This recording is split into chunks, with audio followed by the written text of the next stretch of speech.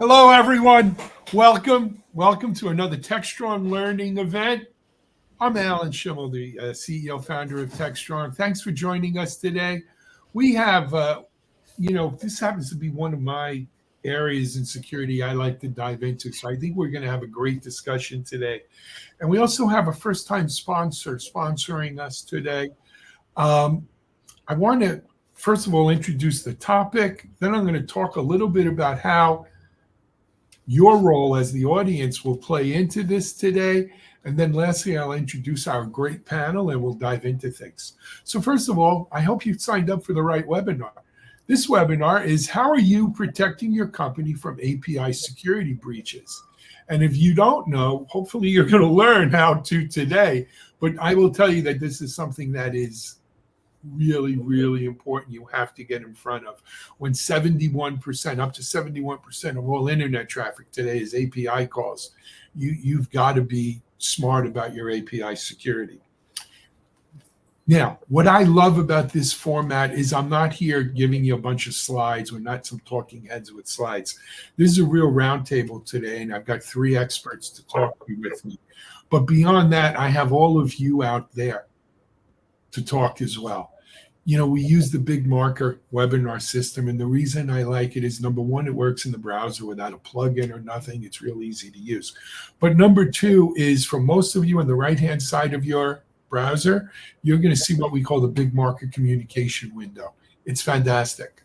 You'll see for most of you that chat is in big black letters, and underneath that it'll say public, private, Twitter. Forget the Twitter. We're not going on Twitter or X today. But that public chat is just that. It's a public chat where you can come on and you can participate in today's webinar. Whether you're asking a question, commenting on something someone said, or have some other kind of information you want to add to the mix, use that public chat to put it out. The only thing I will warn you is whatever you put out there, everyone sees. So don't put out anything that you're going to be sorry that everyone saw. But other than that, please use it. As a matter of fact, to make sure it works for you, you could see I've already asked some of the folks to put in hello from wherever you are in the world. You know, I've been on the internet 30 years, almost 30 years. And it still kind of amazes me when we do these kinds of things, where everyone comes from. So we have people, you know, from Israel and to New Mexico to Chicago and Denver, but we have Finland and New Hampshire, Las Vegas, everywhere. So please take a minute. Let's hear where you're from. And it's an interesting thing. But more importantly, make sure your chat works. So now you've all chatted once. I expect you to chat more. And by the way, someone in the audience asks a question and you think you know the answer, or you want to comment on their question or comment, feel free to do that too.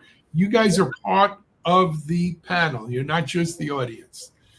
Secondly, on this communications window, I want to point you to, next to the word chat, for most of you it'll be grayed out, it's Q&A. If you have something that you want the panel to take up, you want me to uplift it to the panel and get the panel's thoughts on it, that's your place. Type it in there and we will get you right on it. So chat public, chat Q&A. I discourage people from using the private chat because, you know, this isn't a dating site or anything like that. And people don't necessarily take the private chat. So use public. All right. So that's out of the way. Again, please tell us where you're from. We're interested to hear.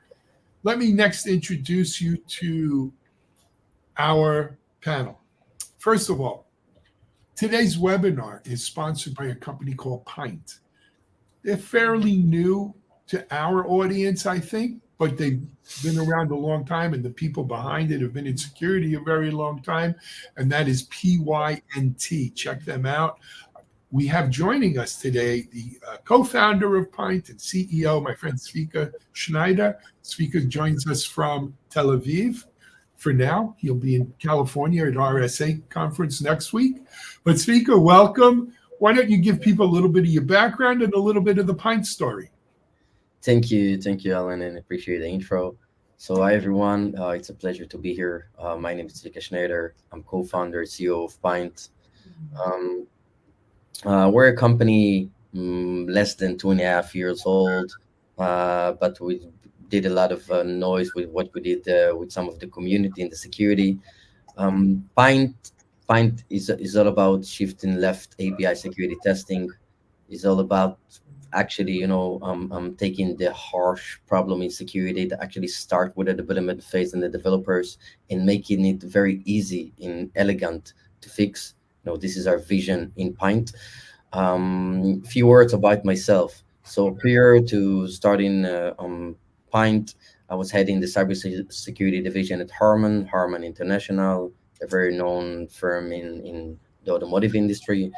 Um, so I had a division there, and before that, I I was heading few startups in cloud and in virtual sim, different domains, and before that, I was had kind of a long service in the intelligence force in Israel IDF, mainly around cybersecurity.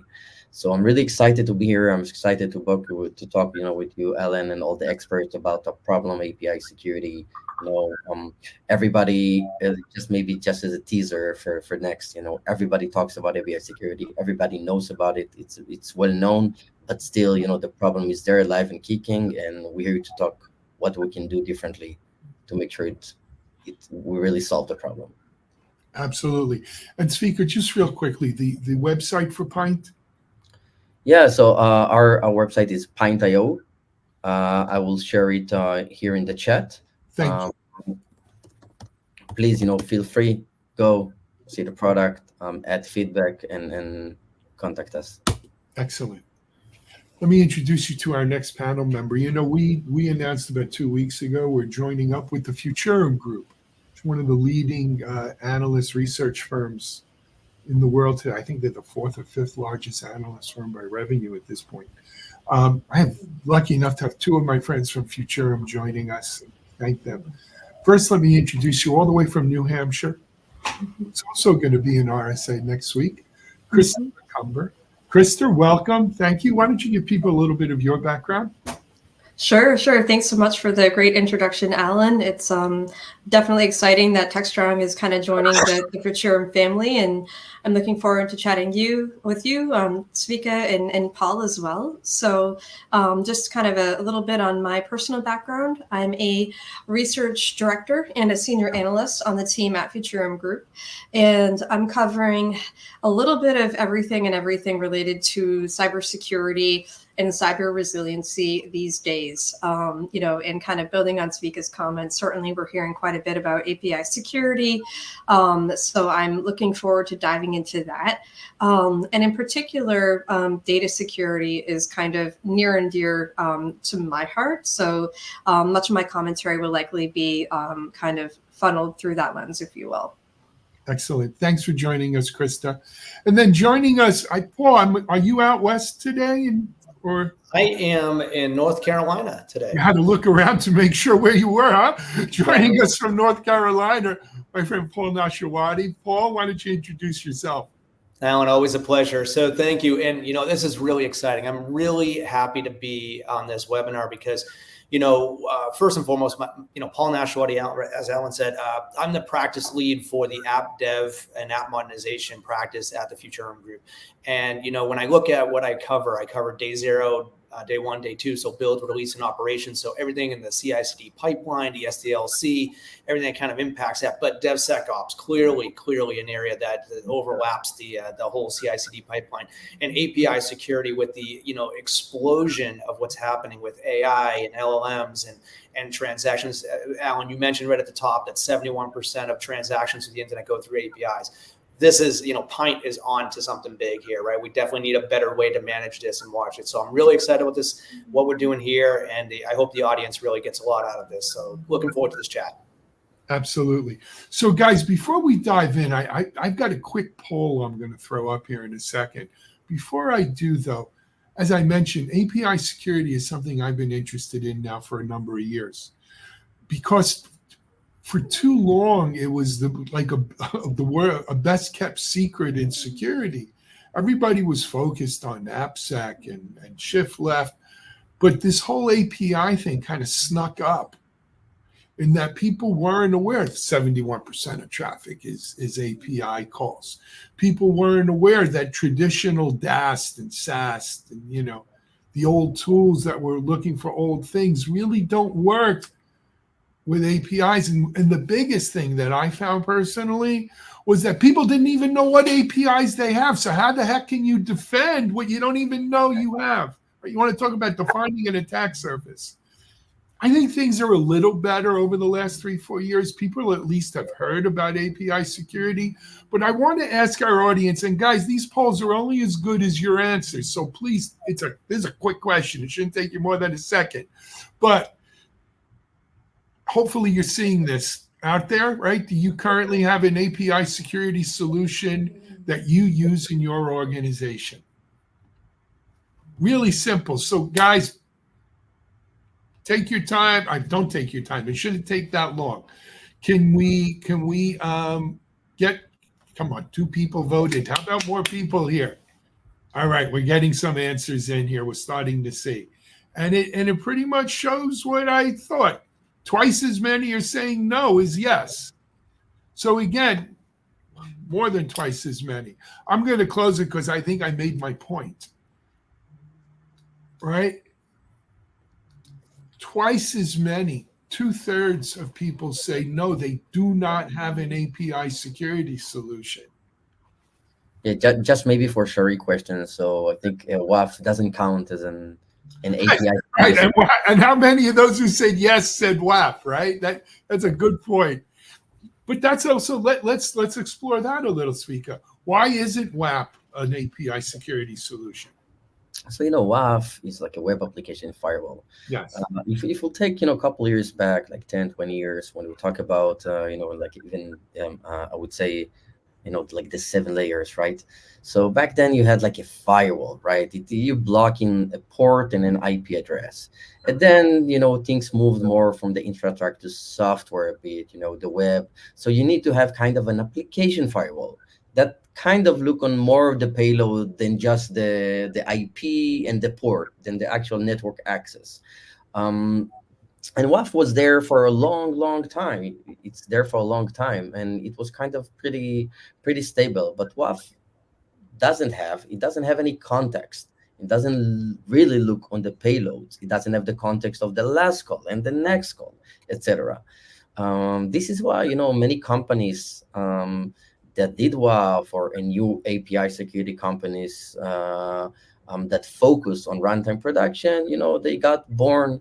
And with the claim of why WAF is not enough, right? Because it's not enough to actually say the data. Very, very basic, web security. So what we see, the solution today are more based on a lot of data, anomaly detection, etc. Things that you cannot get with a traditional WAF. And I think this is in general. You talked, Alan, before about that people don't know where their APIs. They were not aware that most of the internet are APIs. So let me start with like a very strong statement here. The world runs on software. Software runs code. Code talk to each other. Code with API. So, and also to other applications or other businesses. So everything is around API.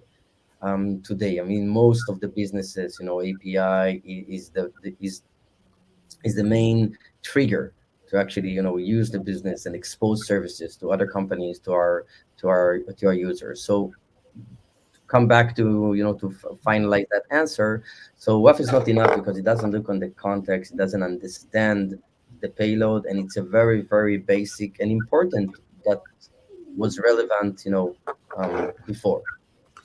Yeah, there's also kind of the concept of, I agree with everything you said. The devils are in the details, right? But when you look at where organizations are struggling, there's skill gap issues, there's resource issues, and most CIOs are tasked with, they have to modernize, right? They try to go much faster than they really should.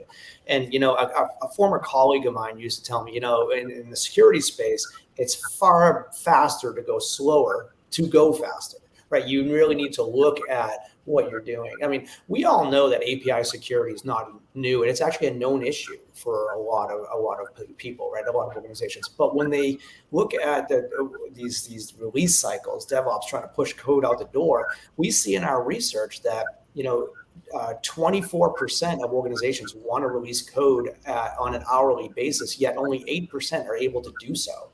And they're dealing with the challenge of making things go out the door faster, but they're exposing all these challenges and risks as they're pushing code out the door fast. So business KPIs need to align to security protocols as well.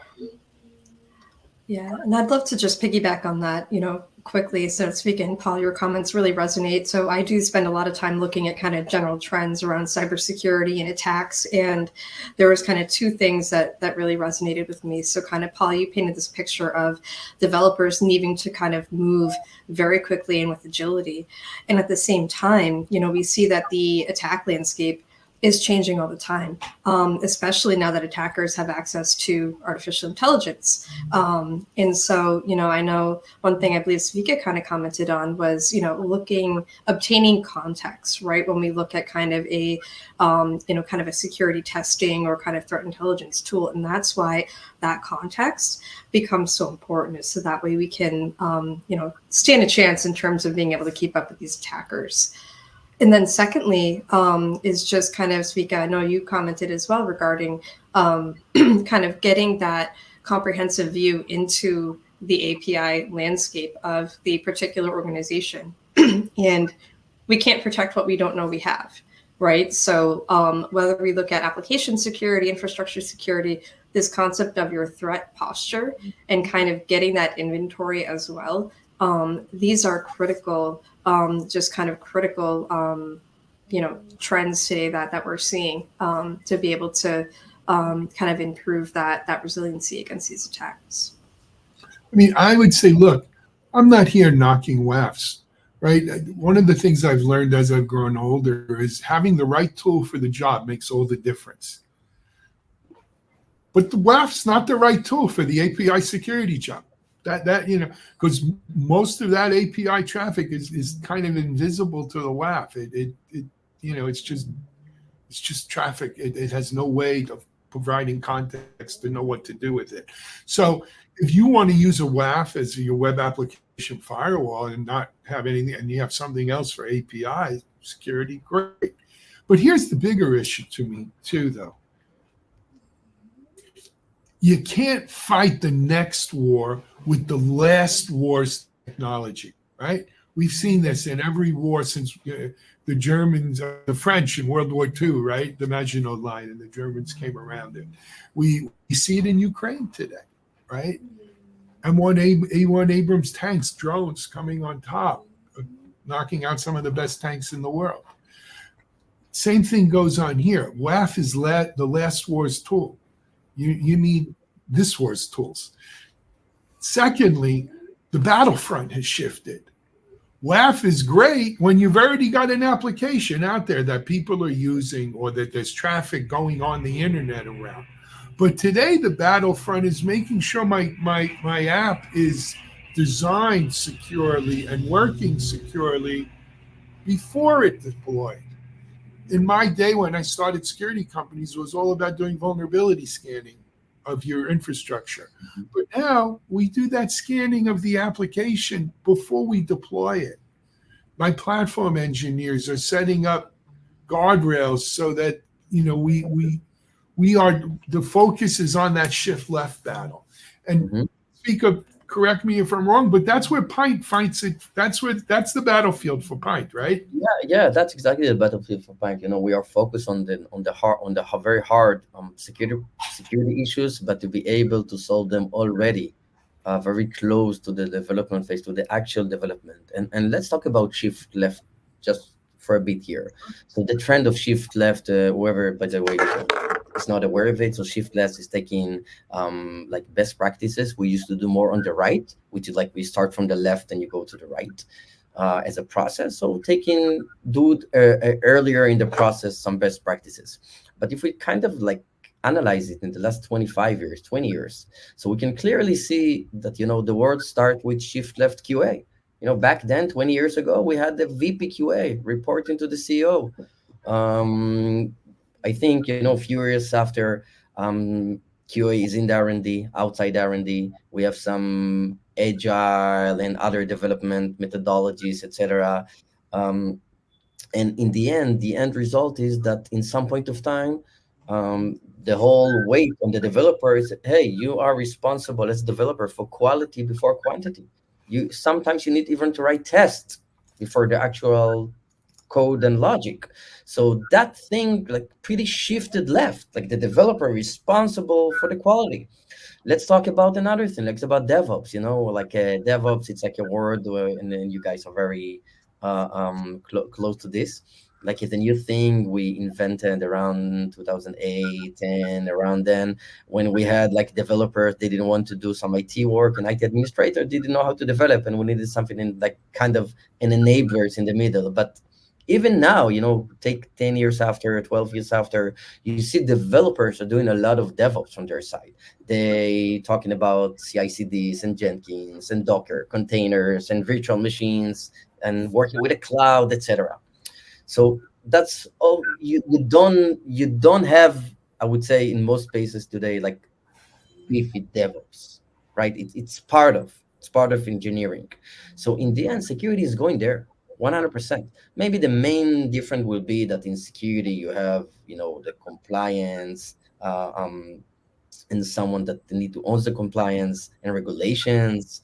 So here you might have still manager, but the actual responsibility in the work is shifting left because there's no other way. Because today, I think maybe less than a couple years ago, it's less about the actual infrastructure and I left that port open and etc. It's more about the software and what the software enables me as a hacker to get from that organization. So if you're talking about software in the end, so it also start from the developer.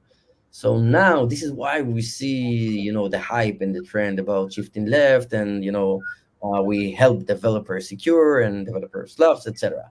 But the thing is, it's nice to say, it's hard to do because developers, they have like zero intent for security. And maybe Paul, you want to take it from here.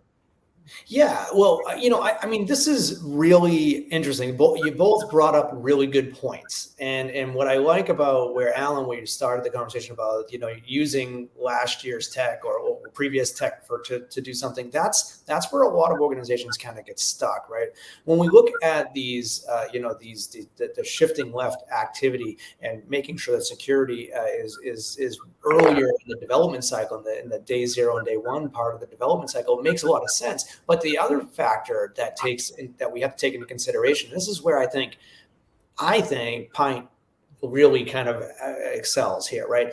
This, like, when we look at our research, we see that 65% of organizations have more than 50 Git repositories, right? So the developers are putting out all of these code sources, and they're pulling code from everywhere, right? So the traditional ways of doing API security testing, of just kind of doing a discovery and have limited inventory and not understanding what's out there, versus a fully automated kind of API discovery, understand classifications and comprehensive API cataloging, that is critical to the sprawl. So when you start looking at these, heritage tools, those heritage tools that people were using don't work in today's, growth and sprawl of application development.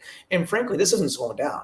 I mean, with the introduction of AI and introduction of acceleration, we see that, again, in our research, that 2/3 of applications being created now are being done far more rapid than just a few years ago. So like the acceleration of application development has happened very, very quickly. Mm-hmm. And because of that, you think about it, it's organizations can't put any more hands on it, right? It's like, think of Stonehenge, right? How many hands can you put underneath a rock and you still can't lift it, right? It's the same thing. You're not going to be able to build these applications just by throwing hands at it. So AI has to kind of come into play. And if you don't have rapid ways to look through and catalog and classify those API scans, you're done. And you just open up vulnerabilities, and then your tool, to Alan, to your point, that's old tech. It's old way of doing it. Yeah. And maybe just connect it with the John question. What do you recommend to do in before deployment? How we can more efficient test APIs? So to be honest, this is what actually we do with Pint. We able also to integrate with QAs, and as part of the testing that is being done as functional testing, we know how to take that traffic from testing, leverage it, and create security tests upon that. So so you have few options around the world. I would say that we're doing it the best, but in general as a QA, I think it's also going there, like the non-functional testing, because it can happen along the way automatically, the security testing alongside the functionality. And this is what we do with Pint. I hope it answered your question, John. So let me expand on that, Svika. I just did one of these roundtables earlier this week on our DevOps Unbound show with the people from Tricentis, very big QA, automated testing. A lot of people have heard of them. The problem we have is with this whole shift left and the whole DevOps thing, right? We keep pushing stuff further left. Yeah. So we took what the QA people were doing, and they don't run tests anymore. They decide what tests to run. And then those tests are either automated, or we say, Mr. Developer, you got to run these tests, or Mr. Developer, you got to run these tests while you're developing code. But you know what? Developers like to do code. They don't like to run tests. So we're putting more on their end to do testing. The Q&A people were saying, hey, it's not enough to just do functional testing or unit testing. We want you to do security testing. A lot of them are not security pros, right? Nevertheless, we're giving them the security testing kind of role now. And now we're saying, hey, why are you doing that security testing? You should be testing for API security too. Why? We're going to make 25 hours in the day so you can do that as well. Well, there's not 25 hours in the day. There's only 24, and they got to sleep. We've got to figure out a better way to automate this using whether it's AI or maybe it's Pint has figured out a special sauce, right? But who does this API testing? I think Jan did a follow-up here. Would it be better to test security than the QAs? What group should do that? Yeah. So just John, for your following question, I meant that you are doing an API functional test, and we leverage that regular functional test that you're doing to make sure the API is working properly for functional, and we able to transform it to security testing. So this is what I meant. I hope it helps. If not, please, someone from my team, please go in the chat and elaborate on that. We have another question from Sharik. This is a good question. Do you see it in there? So answer that one. Yeah. So Pint, yes, Pint, the sweet spot of integration of Pint is the CI/CD.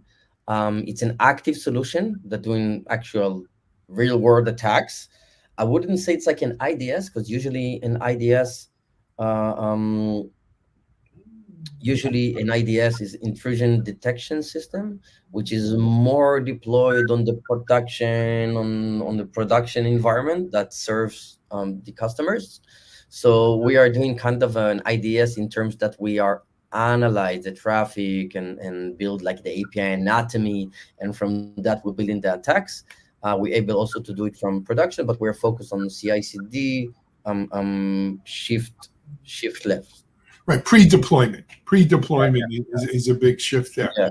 So Jan had a follow-up thing, and it's not a question, but a lot of times they won't hire a security team to test. Paul, You must have numbers on this. Go ahead, man. Absolutely. No, this is I was chomping at the bit when I saw that one come up in the chat, because I was thinking like, hey, we just, we've done this trending data for 22, 23 and 24, and what we're seeing for this is where organizations are really starting to pivot. And that question is a great question, because what we saw was in our testing question, we found that in 2022, we found that only 29% of organizations were doing testing within API testing and functional testing in their organization. And they were really kind of pushing that testing to the field. They were saying like, look, our applications get released and we do sprint releases and all this stuff happens. So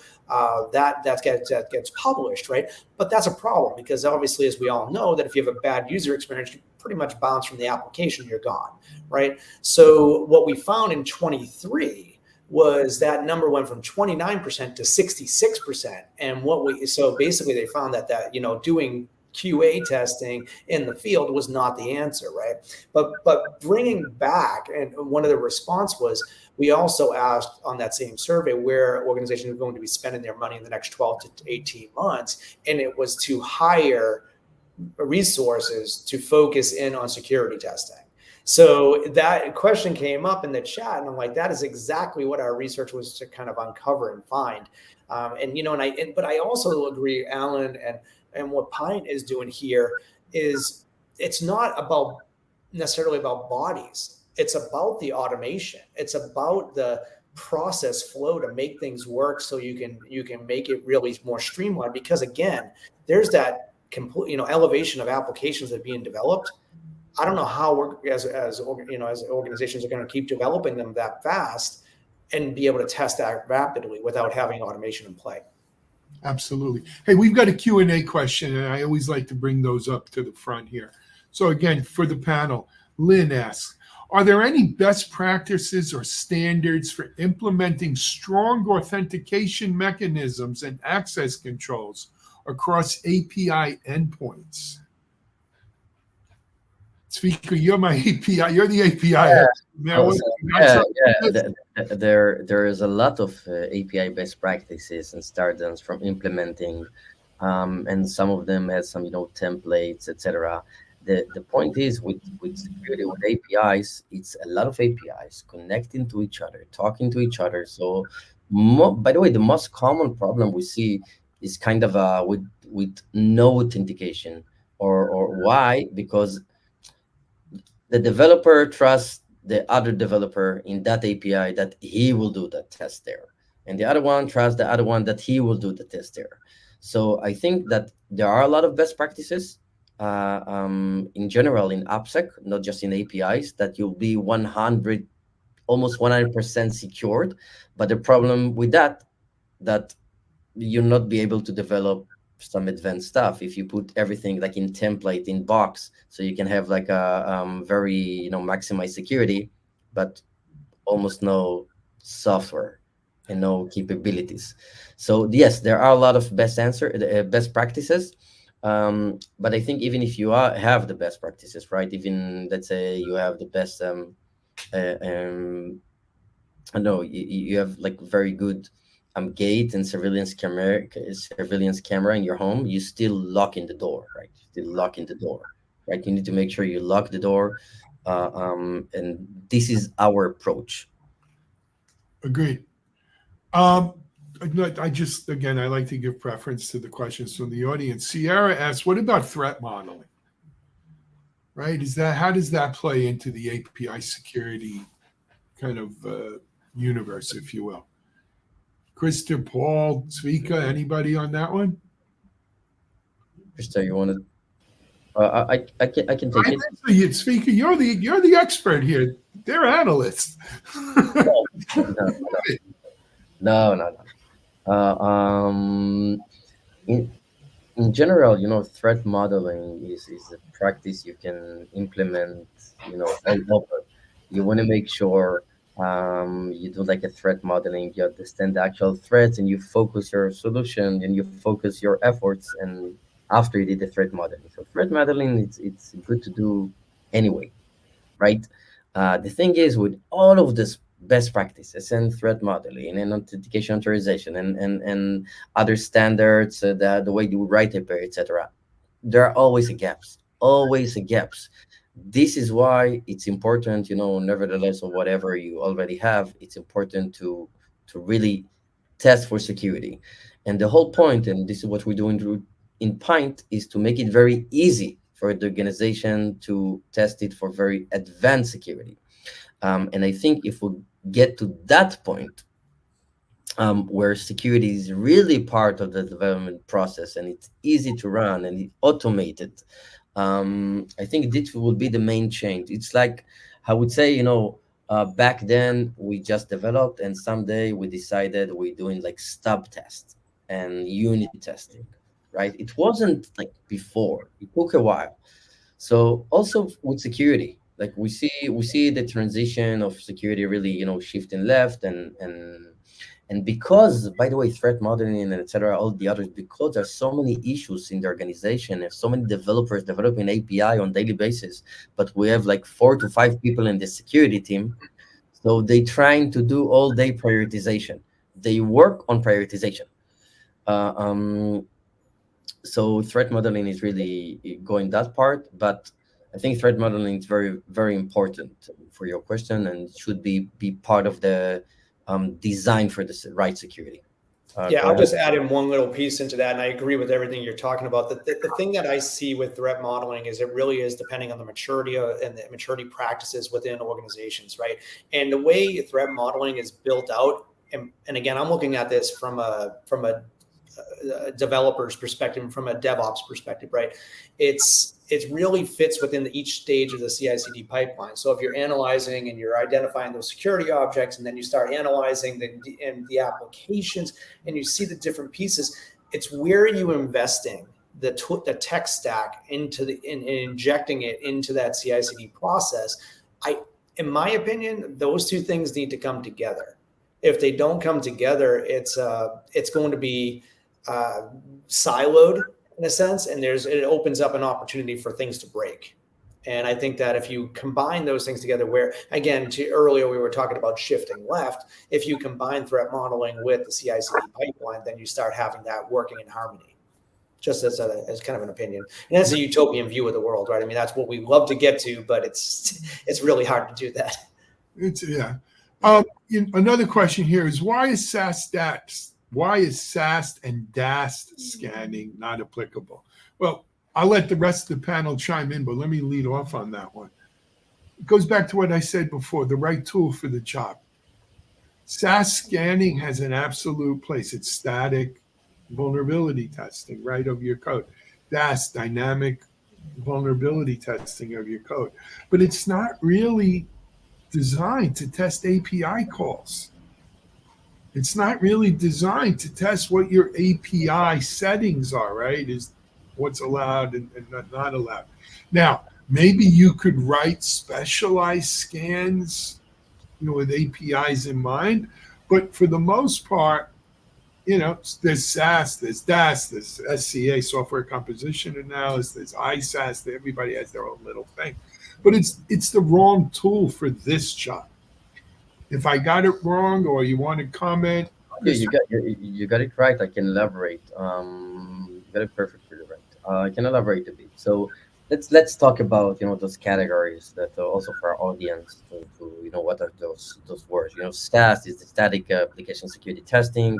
SCA is software composition analysis. Both of them based on static analysis when we look on code, on configuration. Like an essay, like words, and try to understand what are the issues, what could be the potential issues for SEA specifically. Oh, I'm using this third party. I want to make sure that I don't have any CVE, common vulnerability, on this one, etc.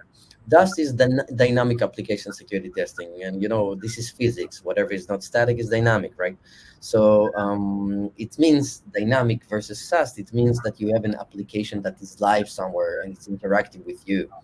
By the way, the fourth one, which you just mentioned, like IAST, is like the interactive application security testing, is something that is like a bit going away from the world. It's too complex. It's a bit going away from the world. So if we talk about the SAST. So the main problem with SAST that you don't have the context. You're looking on the words, you're looking on the sentences of the code, but you don't have the context. And the issue is with API, with modern API development, that when we move from monolith development to microservices, and all the audience here are very, much very familiar with DevOps and then transition from monolith to microservices, also talking to them to themselves, interact by communicate by using APIs.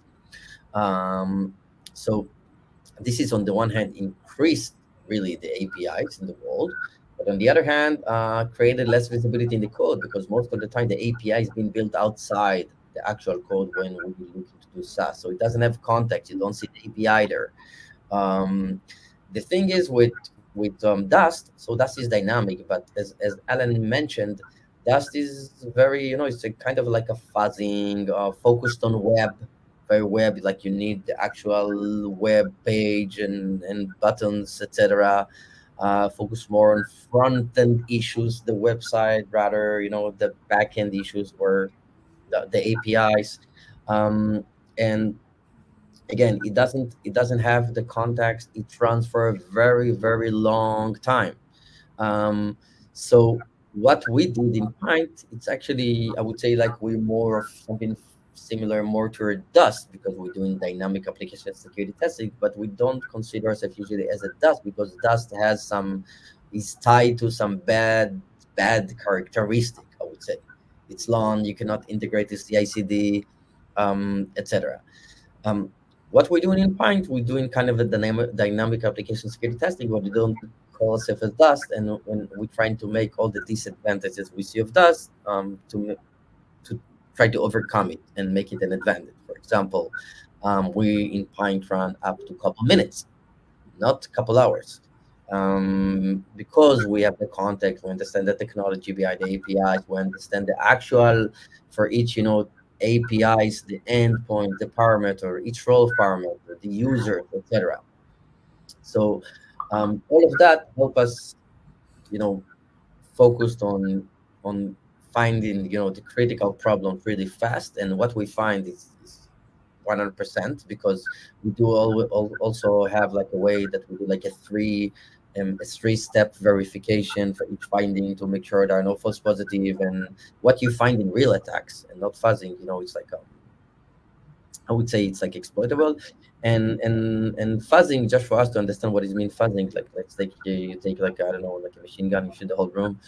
Sometimes you shoot the wrong people. Sometimes you miss the people you wanted.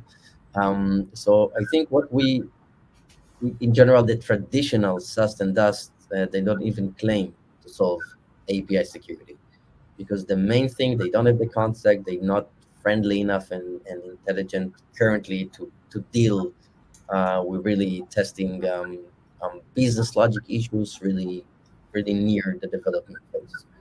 Krista, if you want to add anything. No, I mean, I think you gave some really great details and, basically summarized what I was going to call out, which is really, like you mentioned, kind of having the context into the vulnerabilities specific to APIs, right? That's kind of one key issue that we look at. I think that really, if I were to summarize, that really is why we need a tool like Pint that is kind of looking, again, specifically for those vulnerabilities that exist within the API itself. Yeah, Hey, and Paul, maybe, I'm sorry, again.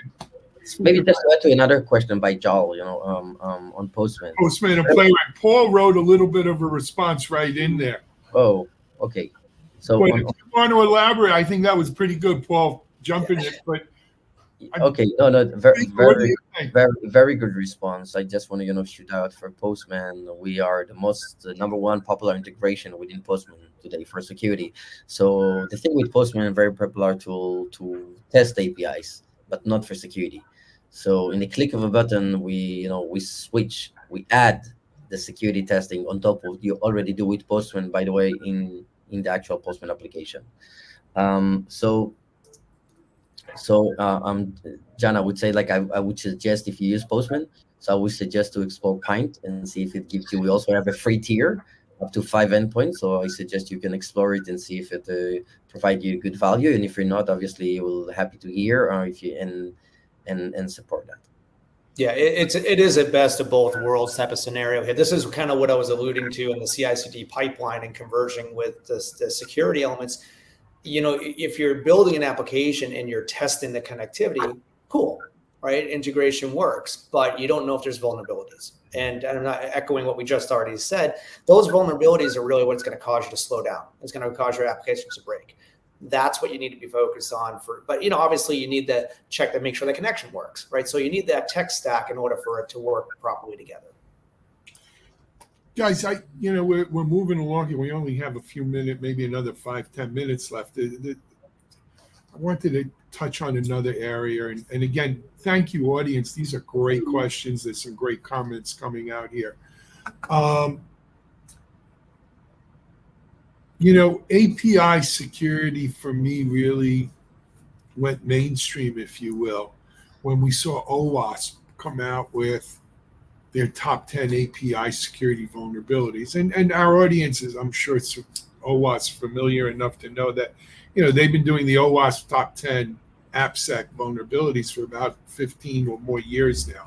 In fact, a lot of people complain that they don't change those vulnerabilities year to year to year. They seem pretty static, no pun intended. But, I think it was 2 years ago they came out with an API security top 10, which at least recognized that there is this issue, right? We know, this is a big issue. Yeah, to be honest, it goes a bit way back. It's like goes 2019, 2020. Is it 5 years already? Okay, maybe I was ignoring it the first time. Yeah, the new edition that happened lately. Yeah. So now I know, Speaker, you guys have done a little of your own research, and to put that in context, I don't know if we didn't really get into it because I didn't want to make this a pint commercial, but you have a free version of the product that literally thousands and thousands of people are using. Is that correct? Yeah, it's more than correct. And if we'll talk about, it's not like a pint commercial, but let's talk about the OWASP top 10. So OWASP top 10 come and defines the top 10 categories that we should be worried about in AppSec in general, in web, or in API security specifically in this case. And the categories, like each category, has its own big world. So what we did in Pint when we have tens of thousands of users, so we are able actually to see what's really going on in the field today, in the wild, versus OWASP top 10 that all my friends are from OWASP, and this is the I think this is the one of the best, the organization that drive and still driving and drove and still driving, the ecosystem of what we are right now, cybersecurity vendors, etc. They're doing a phenomenal job. But on the top 10, it's more of, it wasn't based on data. It was based more on, that's like a round tables. So we came with data, and for example, we saw some misalignment, what we see in the field and what was said. For example, they remove injection, which injection can be called injection, SQL injection, OSQL injection, etc. is one of the most popular issues we have today, and it's off the list in OWASP. Okay, so if someone take that list and want to prepare like an API security program, they would not take that into consideration. So this is one research we did. Obviously, happy to share it after, like comparing OWASP top 10 to what's happens in real life. And yes, we have a free tier up to 5 APIs. You can explore Pint and see what's going on there. Any other question on that? I don't have, well, I don't see anything out here, but you know what? I would just mention that there is available on the Pint site for people who want to get that report. They can dive in there and scroll. Yeah, by the way, we just finalized another report that is a kind of a and I would say, like, my bet, like, APIs are going to be, it's not a bet, it's like a fact, it's going to be much more wild with the rise of LLM, because in the end, LLMs are APIs. And when you, as an application, a person, or another LLM want to reach out to an LLM, you use APIs. So we have also, by the way, a research we just released a couple days ago about that. And we can also see, like, we have December, January, February, March, and you can see the ongoing, the rising trend of using regular LLM APIs. Yeah. So it's kind of there, and the problem is getting bigger, and it's really expanding right now. The problem with API security. Yeah.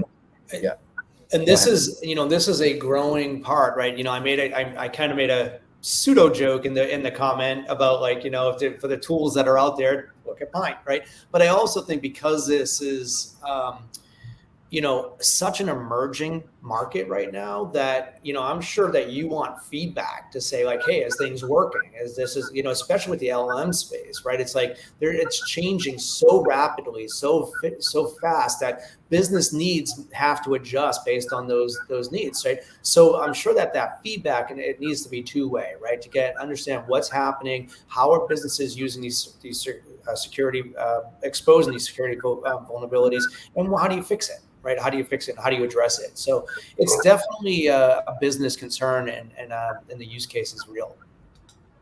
Agreed. Yeah, and just one other, because I'm an analyst, I do this, right? Go. We have use cases, right? And we see that 63% of definitions for cyber use cases around APIs, they want to use their cybersecurity stories in their agile software development processes, right? So we see that 63% of respondents in a sub 400 person survey are looking to do just that, right? So they're trying to put these use cases in play to make sure that things are working. Absolutely. Good stuff, Paul. Guys, we're coming up on the top of the hour here shortly. I wanted to take care of some housekeeping if I could. First of all, if you go to the handouts section in your big market communication panel, that's to the far right, you'll see chat, then there's QA, handouts. There's a bunch of good stuff there. There's 3 reports that we spoke about on LLMs and OWASP Top 10, as well as API security testing on autopilot. Those are Pint reports. They're giving you the preview, and you can download them right there from the handouts. And then lastly, it's 1 minute or less survey. We like to understand what you liked or didn't like, what we can do better, how we can make these roundtables more interesting, interactive, valuable to you. So take a minute to take that survey, because that's kind of guides us on what we need to do to make these better all the time, and it's something we always look on. Cody on our back end has put that survey link right into the chat. You can click on it there. And again, I don't want to be begging, but guys, I can't tell you how valuable that is to us, because we want to make these as best as they can be, but we need to understand what you want to see out of them. One of the things, for instance, is you didn't see any slides here, right? We get people don't want to watch slideware. They want to hear real give and take. They want, in interactive kind of give and take, and that's what we try to do. Guys, with our last minute or two left here, I wanted to give, we have a couple more than a minute or two, but I wanted to give each of you a chance to just wrap up. Krista, I'm going to go to you first. If you just want to leave, what do you want to leave people with around API security? Yeah, I think between, just kind of some data and some contextual stories, I think we've really kind of painted the picture around the issue here of, API securities, their vulnerabilities. Svika kind of mentioned it's only going to continue to get worse as we lean more on large language models. So I think that would be kind of point number 1. And then point number 2 being, Alan, I loved how you described, you can't fight the current war with the last war's technology. When we think about the cybersecurity tool set, there's going to be a number of solutions that come to the table. There's no true silver bullet, but when we look at API security in particular, that's where we really do need a new approach. And that's why, I think we're all kind of on the line here today with Pint, right? Because I think we see what Pint is kind of bringing to the table, and we see that it really can be effective from this standpoint. Thank you, Krista. Paul, how about you? Yeah, well, first off, I want to thank the audience for attending, and I also want to thank Pine for the opportunity to have the conversation with us today. This is really important to the audience. It's really important to the industry. The thing I like to kind of couple of key takeaways. I want to echo what Krista said with regards to fighting the war with the right tools, right? And that's a really important takeaway. I think modernization is a key part of my practice, and modernization is definitely something that you need to be on top of. With that said, it's incredibly important to provide that feedback to the vendors that you're working with. The other thing I would highlight just very clearly, there's often a desire to do this yourself and try to build it yourself and try to go through this process but a lot of times what I see is organizations are not in the business to do this. They're in the business to run their business, whether it's banking or retail or finance, whatever they're doing. They're not in the business of building APIs, right? Or building those security checkers. And the devil's in the details. So just make sure you understand fully what you're getting into and consult with companies like Pint and make sure that you have what you need in order to be successful. But great session today. Thank you, Paul. Speaker, how about you? Yeah, so let me start by agreeing with everyone here, around this virtual table, and I want to start by thank you, Paul, Krista, and Ellen for having me today. It was a pleasure, and the times go very very fast. And maybe few main points before we leave the discussion. Even let's leave it just in 2 points. One, API is not just a trend, it's not just a hype, and specifically also API security. The problem right there, most of the attacks, most of the hackers that hack in via APIs, 99.9% goes under the radar. We don't know about it. It's everywhere, it's all the time. Wherever there's money, there will be hacking. If there was software, there will be hacking. The hackers are trying to hack the APIs. So I think take a minute, not a minute, take at least a big session a week and find with your team what is our API security strategy, what we do today, and how we full. And if we don't want to, just put like a bandit somewhere, like how we do it like very elegantly from the beginning.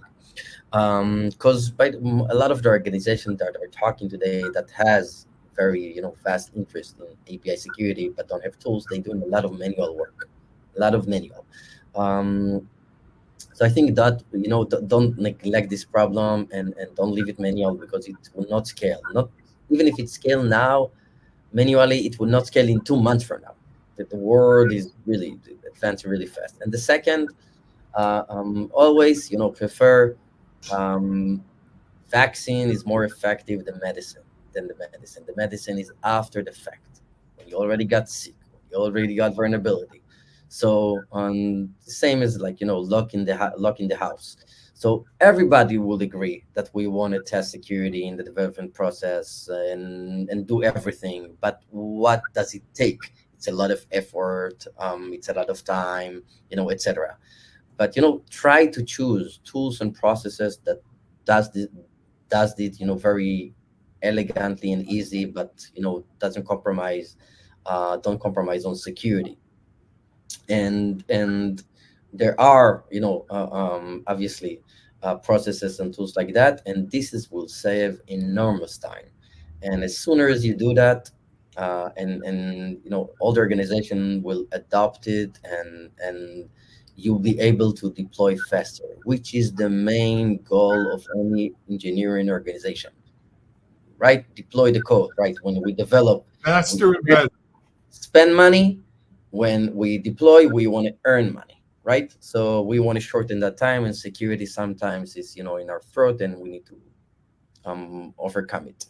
So I think this is my two main message. And Point. again, Appreciate your time and the discussion. I I enjoyed it very much. Thank you. Thank you, speaker. Thank you for the audience, for making it all over the world. They make this. I told you this format runs on them. I'll leave you with this. I was 8 years ago. I was at CA World. This was before CA got bought by Broadcom. And it was the first time I heard the phrase the API economy, that the whole economy was going to be running on APIs. And I thought they were crazy back then. But as I sit here today, they were visionaries. We live in an API economy. And if you're not securing your APIs, you got trouble. I'll leave you with that. Check out pint.io, right? Speaker, Paul, Krista, thank you all. Thank you all very much to our audience. We'll see you at the next Techstrong Learning. This is Alan Schimmel. We're out. Thank you, everyone. Thank you. Bye-bye. Bye. And thank you, Cody. Thank Bye-bye. you.